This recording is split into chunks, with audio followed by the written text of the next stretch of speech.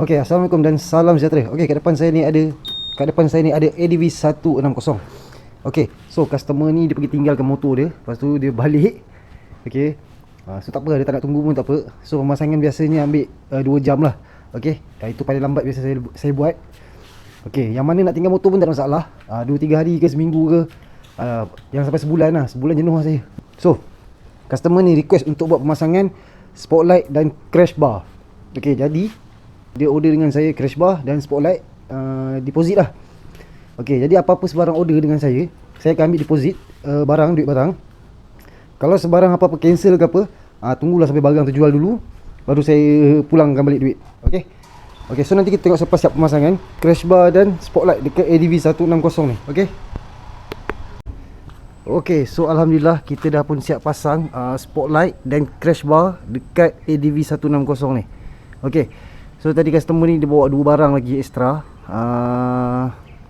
side mirror dan phone holder. Okey. So macam yang anda dapat lihat sekarang, spotlight saya letakkan di sini.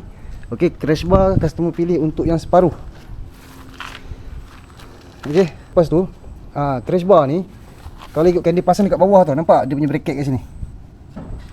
Okey. Dia pakai yang apa, peminjak kaki ni yang keras punya tau, yang besi ni tau.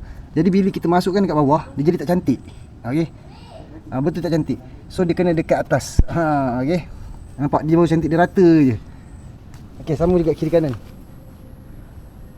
Okey. Spotlight ni switch dia dekat sini, kita letakkan.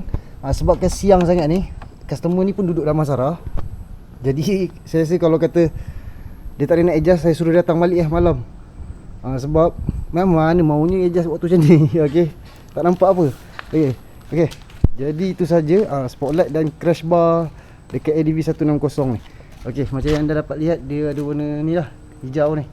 Sebab motor dia warna hijau, saya letakkan warna hijau. Okey. So saya banyak recommend kat customer kalau untuk pasang crash bar, pasang yang separuh. Tak payah pasang full set. Full set dia jadi tak cantik. Dia akan berlanggar dengan mudguard. Okey. So itu saja untuk motor ADV kali ni. Kepada anda di sana yang berminat nak pasang apa-apa aksesori, boleh terus call ataupun WhatsApp saya dekat nombor yang tertera ni. Okey. Ciao.